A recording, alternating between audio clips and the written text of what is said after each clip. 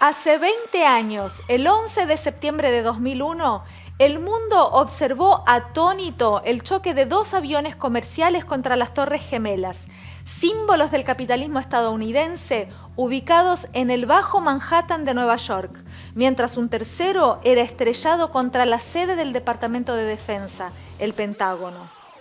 El brutal atentado, que fue reivindicado por el grupo yihadista Al-Qaeda, dejó cerca de 3.000 muertos, un hecho que ilustró el comienzo de la decadencia del imperialismo estadounidense y abrió paso a una de las ofensivas guerreristas más largas y costosas de su historia. Estados Unidos se vio forzado a responder a este ataque de magnitud, propinado en su propio territorio por una fuerza mucho más débil y con recursos tecnológicos escasos en comparación con la maquinaria militar imperialista, un cimbronazo a su ubicación hegemónica en el mundo. Sin claridad sobre el tiempo que llevaría y cómo sería ese terreno, el presidente George W. Bush declaró la guerra contra Afganistán, un país que desde 1996 era gobernado por el Talibán, un movimiento fundamentalista que, según la inteligencia estadounidense, cobijaba al líder de Al-Qaeda, Osama Bin Laden. Good afternoon. On my orders, the United States military has begun strikes against Al-Qaeda terrorist training camps and military installations of the Taliban regime in Afghanistan. Con el discurso de combatir al terrorismo, capturar a Bin Laden y dejar inoperativo a Al-Qaeda, el 7 de octubre de 2001 comenzó la operación Libertad Duradera, en la que el ejército estadounidense, con el apoyo británico, bombardeó las fuerzas talibanas, ocupó Afganistán junto a sus aliados de la OTAN e instaló gobiernos afines. Lo hizo con el apoyo de la Alianza del Norte, compuesta por señores de la guerra, la misma que hasta esta semana resistía a los talibanes en el Valle del Panjshir. 2 años más tarde se embarcó en una nueva empresa bélica, esta vez contra Irak, contra la falsa excusa de eliminar armas de destrucción masiva que tendría el país, presidido por el dictador Saddam Hussein, quien estaría vinculado a Al-Qaeda. El establishment estadounidense vio allí la oportunidad de rediseñar el tablero geopolítico en Medio Oriente en función de sus intereses, dar impulso a los negocios de sus petroleras, siderúrgicas y la poderosa industria militar y comenzar a poner límites a China y Rusia que se prefiguraban como competidores estratégicos. Las principales potencias del mundo, encabezadas por Estados Unidos, se sumieron así en 2 guerras de las que les sería cada vez más difícil salir. Saddam Hussein fue ahorcado en 2006, pero Estados Unidos no se retiró de Irak hasta fines de 2011, durante la presidencia de Barack Obama. Ese mismo año fue asesinado Bin Laden en Pakistán. Aún así, la guerra de Afganistán se extendió otros 10 años y terminó hace apenas unos días con la derrota histórica del imperialismo estadounidense y sus aliados a mano de los talibanes, que volvieron al poder y esta semana anunciaron el nuevo gobierno, que será conocido como un Emirato Islámico. Se anunció que van a invitar a la asunción de su nuevo gobierno a países como China, a países como Pakistán, a países como Rusia, a países como Qatar, una importante fuente de dinero, o a países que intentan tener cierta supremacía en el mundo musulmán, como es Turquía. Este país asiático de 38 millones de habitantes es un gran mosaico étnico y tribal. Allí conviven al menos 30 etnias diferentes con sus respectivas lenguas. La mayoritaria es la etnia pashtún, a la que pertenece cerca del 40% de la población y de la que proviene el talibán. Pero, ¿quiénes son los talibanes? Los talibanes se dan a conocer en la década del 90 como uno de los representantes de la etnia pashtún, que vienen a romper con el nuevo orden creado luego de los 10 años de ocupación soviética, donde, el poder en Afganistán lo tomaron los llamados mujahidines afganos, es decir, estos guerrilleros muchas veces sostenidos o, digamos, armados por Estados Unidos, Arabia Saudita, Pakistán, incluso China también estuvo armándolos. Bueno, los talibanes surgen como un nuevo orden en contra de estos mujahidines que tomaron el poder luego de la ocupación soviética. Este movimiento político y religioso gobernó Afganistán desde 1996 hasta la invasión estadounidense en 2001. Su anterior gobierno es recordado por la brutalidad de sus métodos, en particular contra las mujeres, que perdieron hasta su derecho a estudiar o a salir de sus casas sin permiso. Pero, ¿tienen los talibanes el apoyo popular que se les atribuye? Yo creo que los talibanes, personalmente, incluso hablando con muchas personas en el terreno que han cubierto durante años Afganistán, yo creo que los talibanes siempre han sido mucho más temidos que adorados. O que amados, por decirlo de alguna manera.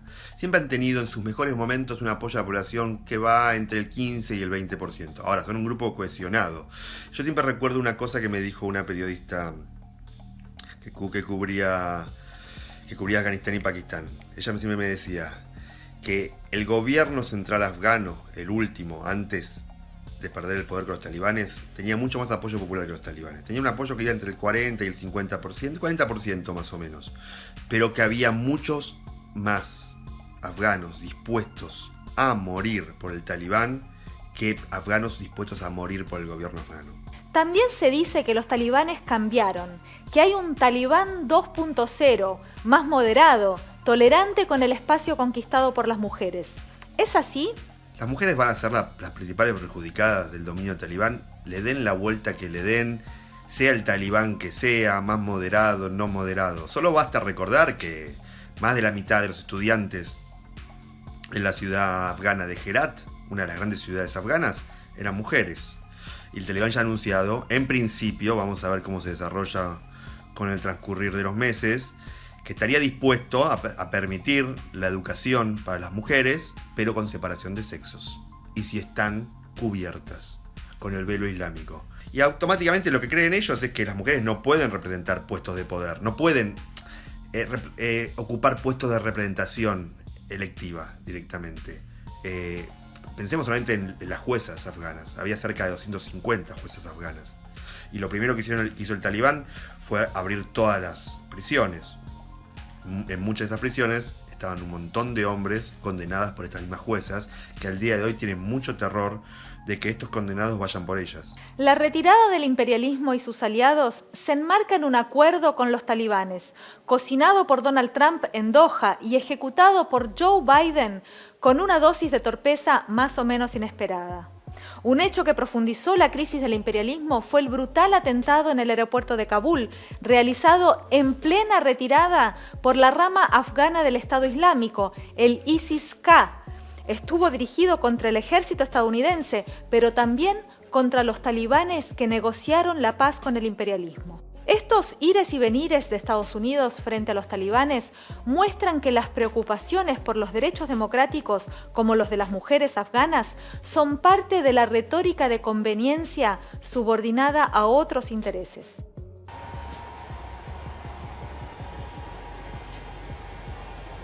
Una de las imágenes que marcarán la caótica retirada fueron los centenares de afganos desesperados por subirse a los aviones estadounidenses que dejaban el país. En su mayoría, colaboradores de Estados Unidos temerosos de las represalias de los talibanes. Menos conocida es la cantidad de personas que dejaron su país desde la llegada de Estados Unidos y sus socios de la OTAN. Según la Agencia de la ONU para los Refugiados, la ACNUR, en 2020 Afganistán era el tercer país del mundo con mayor cantidad de refugiados. Más de 2,5 millones de personas dejaban su país escapando de las bombas y de la violenta ocupación que dejó un largo historial de violaciones a los derechos humanos. Tras 20 años, el pueblo afgano no disfrutaba de un país más democrático, sino que se encontraba en una profunda crisis social y humanitaria. El 42% de la población enfrentaba una crisis o niveles de emergencia de inseguridad alimentaria. Afganistán es un país montañoso y sin salida al mar, pero con enormes riquezas en su suelo. Su economía es esencialmente agrícola, pero bajo su superficie yace una enorme cantidad de recursos naturales. Según estimaciones, podría poseer casi $1 billón en metales de tierras raras. Pese a su potencial, Afganistán sale de la ocupación con un desempleo cercano al 12% y casi al 55% de la población sumida en la pobreza, que viene creciendo sostenidamente al menos desde el 2007, en plena ocupación, cuando era del 35%. La derrota del imperialismo estadounidense tiene al menos dos niveles. Según el discurso de llevar la democracia y la libertad al pueblo afgano, la ocupación dejó un país tan o más inestable que antes, en el que actúan los mismos grupos a los que pretendió erradicar. La guerra se fue haciendo cada vez más impopular entre la población estadounidense, que no veía límites al drenaje de recursos en el marco de la crisis económica y sanitaria y que recibía los muertos y heridos de una guerra sin fin. Incluso su intento de establecer una nueva posición para frenar la competencia de China y Rusia fue un fracaso ostentoso. Mientras Estados Unidos se pasó años en Irak y Afganistán, China avanzó casi sin resistencia, incluso sobre el propio patio trasero estadounidense. La retirada a las apuradas mostró que el atolladero de Afganistán era un obstáculo insostenible que impedía volcar recursos hacia esa tarea estratégica para el imperialismo estadounidense. Si los atentados del 11 de septiembre de 2001 ilustraron el comienzo de la decadencia del poder imperial de Estados Unidos, la retirada 20 años después ilustra el final de su papel como policía del mundo. Si te gustó este video, compartilo. Sumate a la comunidad La Izquierda Diario para mostrar la realidad desde abajo.